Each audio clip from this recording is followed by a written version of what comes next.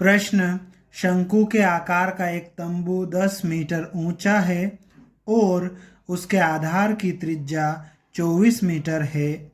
ज्ञात कीजिए फर्स्ट, तंबू की तिर्यक ऊंचाई।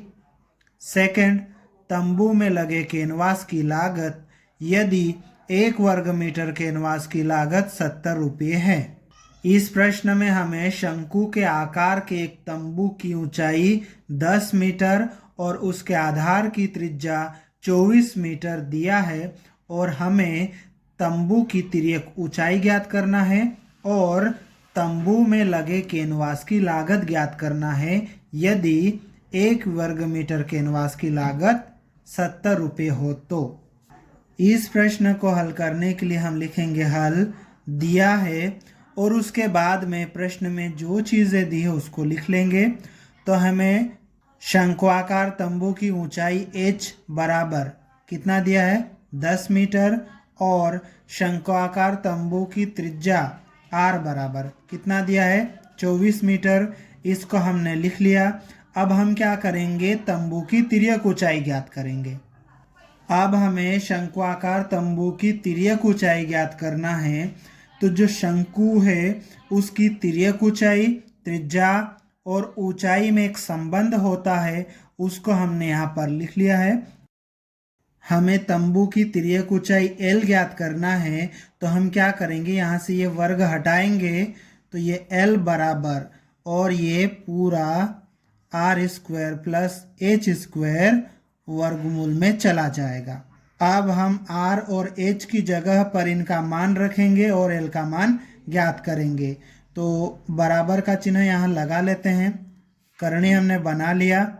r का मान कितना है 24 है तो r की जगह पर 24 लिखेंगे और उसका वर्ग कर देंगे प्लस h का मान कितना है 10, h की जगह पर 10 लिखेंगे उसका वर्ग कर देंगे। आगे बराबर का चिन्ह लगा लेंगे। करने के अंदर 24 का वर्ग 576 होता है तो 24 का वर्ग लिख लेंगे प्लस 10 का वर्ग 100 होता है, हमने लिख लिया। आगे बराबर का चिन्ह लगा देंगे। करने के अंदर 576 प्लस 100 कितना हो जाएगा 676 हो जाएगा। आगे बराबर का चिन्ह लगाएंगे।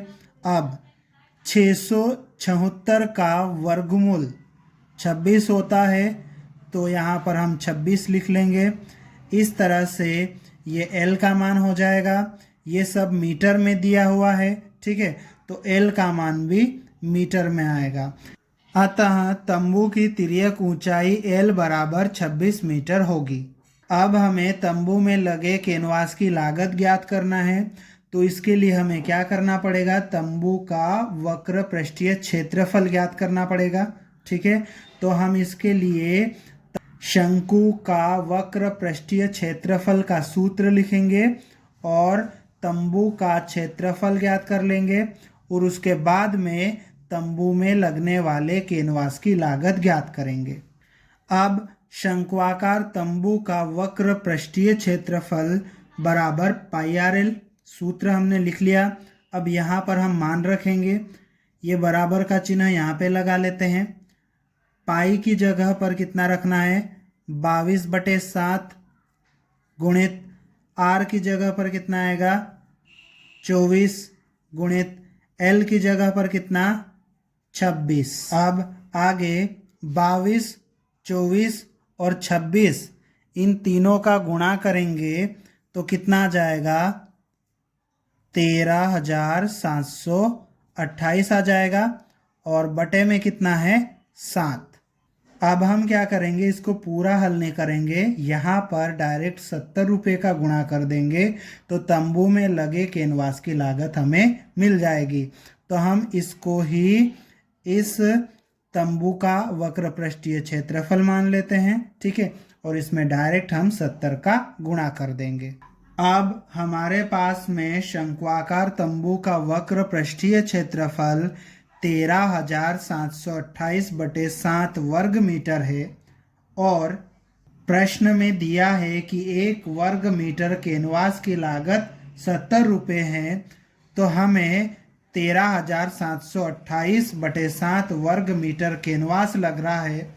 इस तरह से तंबू में लगे कैनवास की लागत निकालने के लिए हम तंबू के वक्र पृष्ठीय क्षेत्रफल और 70 का गुणा कर देंगे तो हमें तंबू में लगे कैनवास की लागत मिल जाएगी। ठीक है, तो हम यहाँ पर गुणा कर लेते हैं 13,728/7 गुणित 70। अब क्या करते हैं, इसको थोड़ा सा सरल कर लेते हैं। 7 को काट देते हैं 7 के पहाड़े से एक बार, और इस 70 को 7 के पहाड़े से 10 बार में काट देंगे।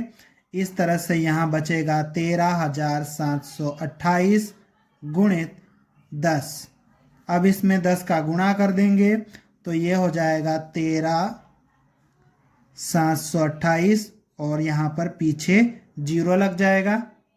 अतः तंबू में लगे कैनवास की लागत 1,37,280 रुपये होगी। ये हमारा उत्तर है।